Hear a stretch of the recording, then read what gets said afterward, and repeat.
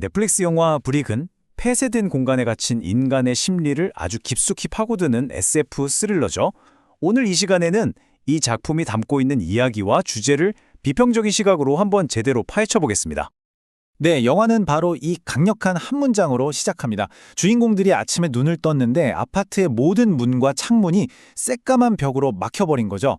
상상만 해도 정말 끔찍한데요. 이 이해할 수 없는 상황이 즉각적으로 거대한 미스터리를 만들고 동시에 보는 사람까지 숨막히게 하는 폐쇄공포증을 불러일으킵니다. 자, 그래서 오늘 분석은 이렇게 5가지 흐름으로 진행될 겁니다.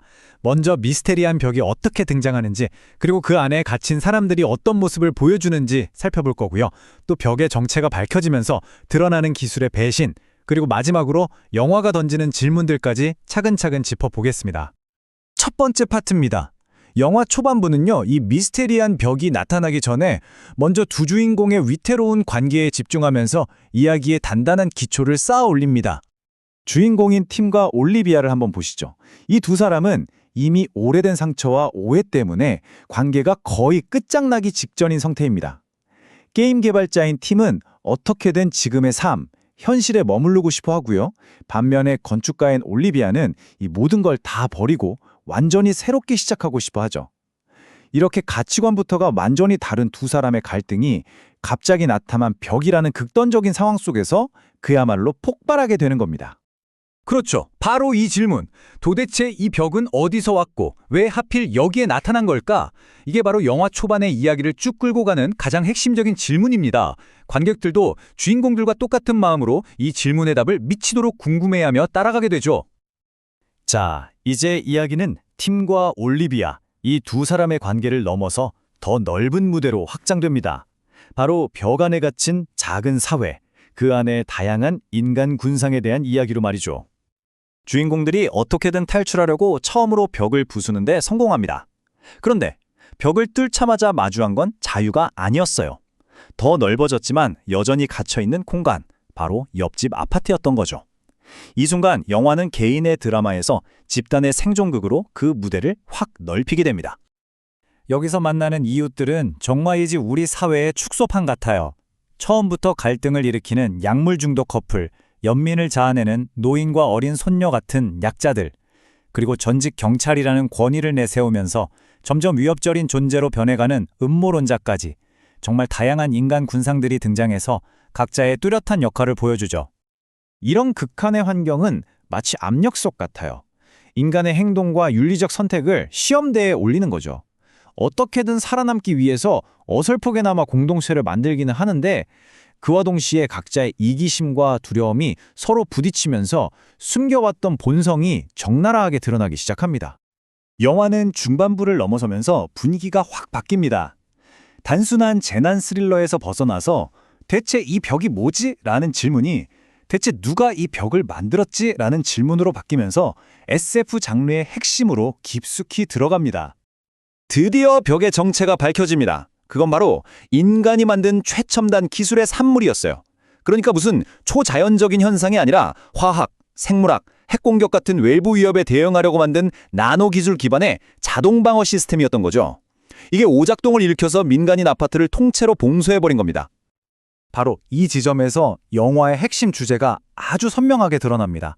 인간을 지키려고 만든 시스템이 오히려 인간을 고립시키고 파괴하는 가장 큰 위협이 되어버린 이 역설적인 상황. 이건 결국 통제되지 않는 기술 발전이 얼마나 위험할 수 있는지를 보여주는 거죠. 기술이라는 게 참 양날의 검 같아요.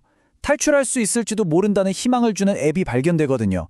하지만 이걸 잘못 사용하면 끔찍한 죽음을 맞이하는 치명적인 덫이 되기도 합니다. 그러니까 기술을 맹신하는 게 얼마나 위험한지 영화는 이 장치를 통해 아주 강력하게 경고하고 있는 겁니다.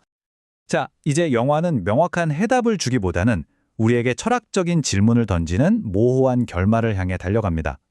정말 모든 희망을 걸고 마지막 탈출을 시도하는데요. 그 끝에서 주인공들이 마주한 것은 자유가 아니라 또 다른 거대한 벽이었습니다.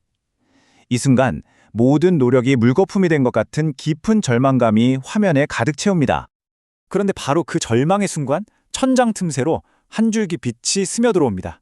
영화는 이들이 물리적으로 탈출에 성공했는지 아닌지 확실하게 보여주지 않아요. 대신 이 한 줄기 빛이라는 희망의 상징만을 남겨두죠. 그리고 이 영화의 마지막 대사가 모든 걸 말해줍니다. 이제 초점은 물리적인 탈출을 넘어서 감정적이고 철학적인 돌파구로 옮겨가는 거죠. 벽을 넘어서려는 의지, 그리고 서로의 관계를 회복하려는 그 마음 자체가 진짜 탈출이라는 걸 암시하는 대목입니다. 결국 영화가 우리에게 남기는 질문은 바로 이겁니다.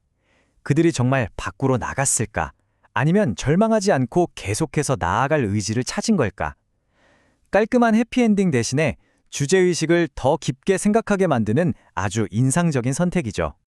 자, 그럼 마지막으로 비평적인 관점에서 이 영화가 이뤄낸 성과와 또 아쉬웠던 점은 무엇인지 종합적으로 한번 짚어보도록 하겠습니다.